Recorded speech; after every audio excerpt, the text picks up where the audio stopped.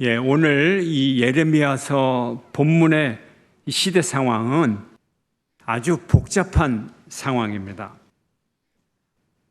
유다의 마지막 왕의 이름은 시드기야입니다. 시드기야가 최강대국인 바벨론의 속국으로서 바벨론과 동맹을 맺고 또 조공도 열심히 바치고 그러고 있었는데, 애굽을 중심으로 새롭게 뭉치는 반바벨론 동맹에 거기에 들어가게 됩니다. 이렇게 유다가 친바벨론 동맹에서 반바벨론 동맹으로 넘어가니 최고 강대국인 바벨론이 가만히 있겠습니까? 이제 바벨론이 쳐들어옵니다. 느부갓네살 왕이 쳐들어와서 바벨론 군대가 이 예루살렘 성을 무너뜨리고 다 불태우고 성전과 왕궁을 파괴합니다. 시드기야 왕은 도망을 쳤지만 멀리 가지 못해서 곧바로 붙잡힙니다. 바벨론 왕 앞에 끌려가가지고는 자기의 아들들, 왕자들이 다 죽는 모습을 그곳에서 자기 눈으로 아들들이 죽는 모습을 보고, 그리고 눈까지 뽑혀서 두 눈이 뽑히고 바벨론으로 포로로 끌려갑니다. 아주 비참한 거죠. 유다의 지도자들 되는 계층들, 엘리트 계층들 다 함께 포로가 되어서 바벨론으로 끌려가고, 이제 예루살렘 성에는 나이 든 사람들, 가난한 사람들, 무식한 사람들, 종들, 천한 사람들, 이런 사람들만 남게 되었습니다. 그리고 이제 유다 땅과 이 예루살렘 성은 그다리아라고 하는 총독을 세워서 통치를 시켰습니다. 당시 그러면 이 유다가 망할 때, 예루살렘 성이 멸망할 때 예레미야는 어디 있었는가? 감옥 속에 있었어요. 예레미야가 이 날카로운 예언을 하니까 시드기야 왕이 듣기 싫다고 감옥에 가두어 버렸습니다. 그러나 시드기야 왕도 죽고 바벨론이 다시 쳐들어오고, 이 바벨론에 의해서 그다리아 총독은 이 예레미야를 석방을 시킵니다. 감옥 밖에 나와서 예레미야에게 묻습니다. 이 왕들과 또 귀족들과 이런 사람들이 다 바벨론의 포로로 잡혀가는데 너도 바벨론으로 가서 살래? 아니면 유다에 남을래? 예레미야는 남겠다. 그래서 예레미야는 이제 이 총독 그다리아와 함께 미스바라는 도시에서 머물러 있었습니다. 그런데 또 사건이 터집니다. 이 그다리아 총독은 바벨론이 세워놓은 총독이니까 바벨론에 충성을 다해서 잘 다스리고 있었습니다. 그런데 옆에 있는 나라 암몬 왕의 사주를 받은 이스마엘이라는 사람이 일어나서 이 그다리아 총독을 암살을 하고, 이 그다리아 총독을 도와주는 바벨론 사람과 유다 사람들을, 고위층을 다 학살을 해버렸어요. 그리고 이 이스마엘은 이제 예레미야와 남아있는 유다의 여러 지도자들을 포로로 삼아서 암몬으로 도피하려고 했습니다. 이때 또 요하난이라는 사람이 등장을 합니다. 역사의 격변기죠. 이 요하난이 등장을 해서 이스마엘을 암몬으로 가지 못하게 이 이스마엘을 잡아서 죽였어요. 그리고 포로로 잡혀가는 사람들을 다시 예루살렘으로, 유다로 돌아와서 살게 했습니다. 예레미야도 암몬으로 붙잡혀 가려고 하다가 다시 돌아와서 살게 되었습니다. 오늘 본문은 그 이후의 이야기입니다. 자, 보세요. 이제 바벨론 총독 그다리아가 살해를 당하고, 또 이스마엘이 정권을 장악했다가 그도 죽고, 이제 요하난이 지도자가 됐는데 바벨론에 있는 바벨론 왕이 가만히 있을 리가 없습니다. 자기 총독을 죽였으니 이제 곧바로 보복으로 쳐들어올 겁니다. 그래서 이제 이 상황 속에서 어떻게 해야 되느냐, 요하난이 이 예레미야에게 질문을 던지는 거예요. 함께 읽어볼까요? 6절의 말씀입니다. 시작. 우리가 당신을 우리 하나님 여호와께 보내면 그의 목소리가 우리에게 좋든지 좋지 않든지를 막론하고 수용하려 함이라. 우리가 우리 하나님 여호와의 목소리를 순종하면 우리에게 복이 있으리이다 하니라. 예, 대단한 고백을 합니다. 여호와의 이 뜻을 물어라. 그러면 우리는 무조건 따르겠다. 왜냐하면 여호와의 목소리를 순종하면 우리에게 복이 있으리라. 아니, 이거 웬 갑자기 뜬금없는 이런 고백을 해요? 대단한 고백을 지금 이스라엘 백성들이 하고 있는 거예요. 너무 두려워서. 바벨론이 쳐들어오면 어떻게 할지 도통 대책이 보이질 않아서 예레미야에게 빨리 하나님의 뜻을 물어라 이렇게 물어보는 거예요.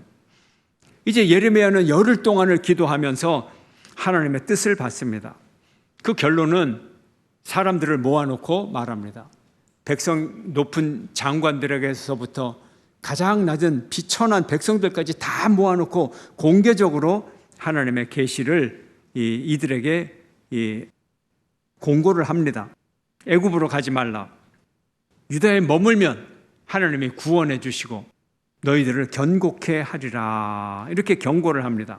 절대 가지 마라. 가봐야 소용이 없어. 자, 16절은 이렇게 말합니다. 함께 읽습니다. 시작. 너희가 두려워하는 칼이 애굽 땅으로 따라가서 너희에게 미칠 것이요 너희가 두려워하는 기근이 애굽으로 급히 따라가서 너희에게 임하리니 너희가 거기에서 죽을 것이라. 이스라엘 땅, 유다 땅을 떠나지 마라. 내가 너희를 견고케 하리라. 너희와 함께 하리라. 두려워하지 말라. 구원하리라. 약속을 했어요. 근데 하나님은 알고 있어요. 이 사람들이 애굽으로 내려갈 줄을. 그래서 애굽에 내려가지 말라고 다시 얘기를 합니다. 애굽에 내려가 봐야 소용이 없어. 너희들이 애굽으로 아무리 빨리 도망가도 하나님의 칼이 곧바로 따라가서 너희들을 찌를 것이고 하나님의 기근이 곧바로 애굽을 따라가서 너희에게 임하리니 너희는 거기서 죽으리라. 애굽은 피난처가 될 수 없다고 이렇게 또 예언을 합니다. 애굽으로 가지 말고 유다 땅에 있어. 이것이 하나님의 뜻이야. 이렇게 말합니다. 그러나 요하난과 백성들은 예레미야의 말을 거역하고 예레미야까지 강제로 끌고 애굽으로 갑니다. 예레미야는 참 운명이죠. 아까는 바벨론이 끌고 가려고 하다가 네 자유대로 하라.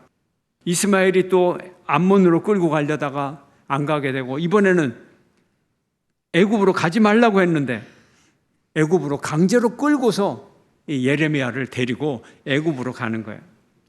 왜 데리고 가는지 모르겠어요. 가기 싫다는 사람을 인질로 삼았는지 하여튼 끌고 갑니다. 하나님의 말씀에 무조건 순종하겠다 분명히 이렇게 말했는데 하나님의 말씀을 전해주니까 전혀 듣질 않는 거예요. 전혀 고려하지 않아요. 참고 삼지도 않고 고민도 하지 않아요. 하나님의 신용도를 고려하지 않아요. 왜 그럴까요, 도대체? 유다 백성들이 애굽으로 내려갔어요. 물론 다 내려간 게 아니죠. 잘난 사람들만 내려간 거죠. 그래도 돈이나 꽤 있고 마차나 살 수 있고 전쟁이 일어나도 가난한 사람들, 힘든 사람들이 어렵지 진짜 고위층들은 어렵질 않아요. 아마 그래서 전쟁을 일으키나 봐요. 애굽으로 내려갔어요. 그러자마자 바벨론 왕이 곧바로 애굽에 쳐들어옵니다. 애굽을 점령합니다. 겨우 피난 갔는데 곧바로 바벨론 왕이 와서 애굽을 정복하고 칼과 기근으로 그들에게 다 심판을 하는 거죠. 결국 이들이 애굽에서 죽게 됩니다.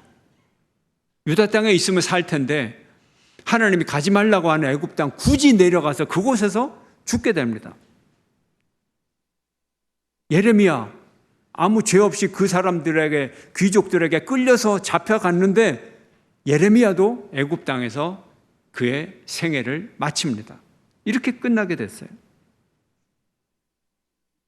본문의 내용을 다시 보면 바벨론이 예루살렘을 점령하고 유다 땅이 다 망하고 그다랴를 총독으로 임명을 했더니 이스마엘이 그다랴를 살해한 이후에 또 암몬으로 가게 했고, 그다랴는 그 배경이 바벨론, 이스마엘은 배경이 암몬, 그리고 요하나는 배경이 애굽, 이렇게 되는 거예요. 바벨론은 유다에게 일어난 사건, 그다랴가 죽는 사건을 징벌하기 위해서 군대를 보냈어요. 586년에 처음 유다가 망할 때 바벨론이 아주 잔혹하게 예루살렘을 공격을 해서 그 군대가, 그 바벨론 군대가 또 쳐들어온다고 하니까 유다 사람들은 생각만 해도 후들후들 떨리는 거예요. 그래서 예레미야에게 물어봤던 거죠. 그리고 하나님의 말씀에 순종하겠다고 다짐까지 했어요. 엄청나게 믿음이 있는 것처럼 보여요. 근데 하나님의 말씀은 듣지도 않고 순종하지 않았어요. 예언자가 예레미야가 선포했을 때 그들의 계획과 일치하지 않았기 때문에 그렇습니다. 예레미야가 말합니다. 너희들이 유다 땅에 거주하면 내가 세우고 뽑지 아니하리라. 심고 뽑지 아니하리라. 세우고 헐지 아니하리라. 하나님이 분명히 약속을 하셨는데 듣지도 않았어요.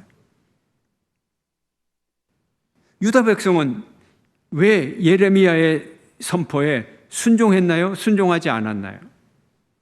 순종을 다짐했으면서도 순종하지 않았습니다. 왜 그랬을까요? 하나님께 묻기 전에 이미 애굽으로 가려고, 이미 애굽으로 도피하려고 결정을 다 해놨기 때문에 그래요. 그러면 하나님께 왜 묻습니까? 하나님의 동의를 구하는 거예요. 하나님의 동의를 듣고 싶었어요. 하나님의 뜻을 묻는 것이 아니고, 그들이 원하는 것은 하나님의 뜻, 하나님의 지시가 아니라 애굽으로 결정한 자기들의 결심을 동의와 인정을 받는 거였어요. 우리는 어떻게 기도하나요? 사람들이 기도하면 어떨까요? 하나님, 내 말 좀 들어달라고. 하나님이 내 말 들을 때까지 끝까지 하는 게 작정 기도인가요? 아니면 내가 하나님의 뜻을 알 때까지 기도하는 게 작정 기도인가요? 누가 누구를 설득하는 게 작정 기도인가요? 하나님께 드리는 기도조차도, 말씀을 묵상하는 묵상조차도 내 욕심을 채우고 내 생각을 강화하고 내 신념을 더 강화하는, 그리고 하나님의 동의를 구하는 이런 욕심으로 전락할 수가 있는 것입니다. 유다 백성들은 하나님보다 바벨론 왕을 더 무서워했어요. 바벨론이 쳐들어오면 어떻게 하느냐? 부들부들 떨었어요. 하나님은 두려워하지 않았어요. 하나님보다 암몬 왕을 더 의지했어요. 하나님보다 애굽을 더 의지했어요. 무슨 판단을 해도 하나님은 저기 뒷전이에요. 눈에 보이는 힘센 나라 바벨론, 애굽, 그리고 별로 힘이 세지 않지만 조금 더 힘센 암몬, 뭐 이런 나라들까지 의지하게 되는 거예요. 예레미야 시대의 복잡한 정세에 이스라엘 백성들은 고난을 당했지만 이들의 선택에 하나님이 없었다는 점이에요. 예레미야가 전한 하나님의 뜻을 이스라엘 백성들과 지도자들은 전혀 고려하지 않았어요. 모든 백성 다 모아놓고, 장관에서부터 종들까지 다 모아놓고 하나님의 뜻을 선포했는데 아무도 따라오지 않았다는 거예요. 이유가 뭘까요? 순종하겠다고 해놓고 이유가 뭘까요? 아마도 하나님의 뜻이 눈에 보이는 옵션 중에 하나, 눈에 보이는 선택 중에 하나이면 그걸 믿고 따르겠다는 거예요. 지금 애굽으로 가려고 결심을 했지만 혹시라도 하나님이 바벨론이야 아니면 애굽이야 하면 좋겠지만 하나님이 바벨론이야 하더라도 그거는 지키겠다는 거예요. 그래서 따르겠다 이렇게 약속을 한 것 같아요. 그런데 하나님의 대답은 전혀 달라요. 눈에 보이는 바벨론, 애굽, 암몬이 아니고 하나님의 뜻은 그냥 있어라. 그리고 내가 너희를 지키리라. 너희는 나를 선택해라. 내 말을 들어라. 이들은 이런 하나님의 대답을 전혀 기대하지 않았어요. 전혀 기대하지 않았어요. 그래서 하나님의 뜻을 배제한 거예요. 고려하지 않은 거예요. 결국 그들의 선택은 더 큰 고난과 더 큰 고통을 초래를 했던 것입니다. 얼마나 혼란한 시대입니까? 죽고 죽이고 정권이 바뀌고 넘어갔다 넘어오고 동맹이 바뀌고 이런 역사의 어두운 시기에 더욱 하나님만을 섬겨야 하는 이유가 있어요. 첫 번째, 하나님은 역사의 주관자이시기 때문입니다. 예레미야는 계속해서 하나님이 바벨론을 통해서 심판하시며 유다의 멸망도 하나님의 계획이었음을 선포했습니다. 그러나 백성과 지도자들은 바벨론을 단순히 정치적인 위협으로만 여겼고 하나님보다 인간적인 방법을 택했어요. 애굽과의 동맹을 선택을 했습니다. 하나님의 뜻을 따라야죠. 바벨론을 배반하고 애굽을 따르는 것이 아니고. 두 번째, 하나님을 떠난 선택은 결국은 파멸을 초래합니다. 유대 지도자들은 하나님의 뜻을 거부하고 바벨론을 배반했고 애굽을 의지하는 길을 선택을 했습니다. 이들은 하나님을 선택하지 않았습니다. 하나님은 분명히 애굽으로 가지 말라고 얘기를 했어요. 그러나 애굽으로 간 백성들은 결국은 그곳에서 바벨론의 침략을 받아서 그곳에서 멸망하고 죽어 갔던 것입니다. 세 번째로, 하나님만이 유일한 소망입니다. 예루살렘이 멸망하고 왕과 백성들이 포로로 끌려가던 그 절망적인 상황 속에서도 하나님은 여전히 소망을 주셨습니다. 예레미야 29장 11절, 여호와의 말씀이니라. 너희를 향한 나의 생각을 내가 아나니 평안이요 재앙이 아니니라. 너희에게 미래와 희망을 주는 것이니라. 아멘. 하나님의 말씀은 재앙이 아니고 우리에게 미래를 열어주고 우리에게 희망을 주는 말씀이라는 거예요. 이것이 하나님의 뜻이라는 거예요. 고난 가운데 살아가고 역사의 암흑기를 살아가고 이런 가운데 있는 백성들에게 하나님을 찾을 때 하나님이 회복의 역사를 이루어 주신다는 거예요. 하나님을 떠난 곳에서는 미래가 없지만 하나님 안에서는 반드시 회복이 있음을 믿으시기를 축원합니다. 네 번째로, 하나님을 섬기는 것이 생명의 길입니다. 유다 백성들의 생존과 회복은 하나님께 순종하는 데 달려 있었어요. 그러나 그들은 하나님께 순종하지 않고 여전히 인간적인 선택을 했습니다. 여러분, 하나님의 뜻이라는 것이 예레미야 시대에 이스라엘 백성에게 뚜렷하게 보였겠습니까?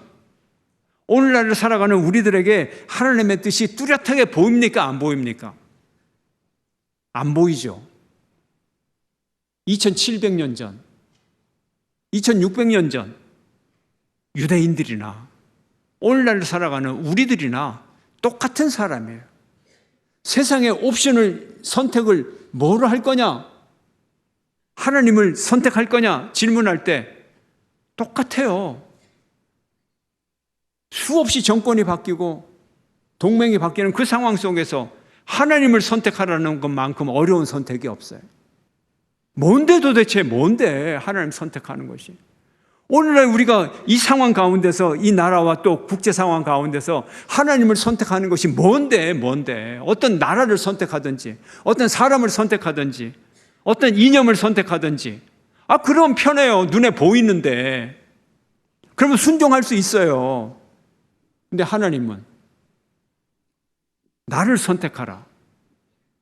그게 뭔데요, 여러분? 이스라엘 백성들이 너무 악하기 때문에, 너무 어리석기 때문에 선택을 못한 게 아니고 인간은 선택이 어려운 거예요.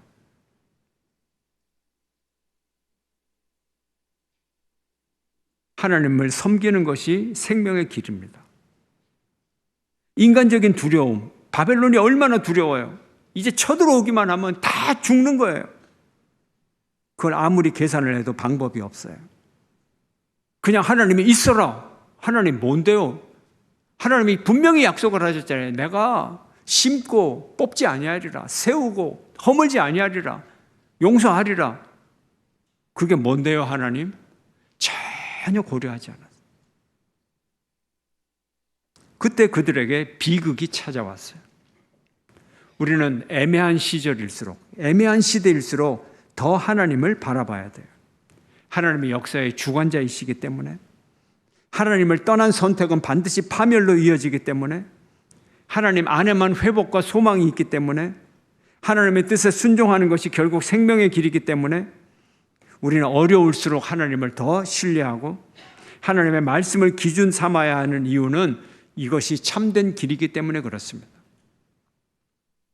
눈에 보이는 선택이 아니고 눈에 안 보이는 하나님을 선택하는 것이 무엇인가? 하나님의 말씀은 세상적 경계선을 넘어서 우리를 초월적 가치로 우리를 인도합니다.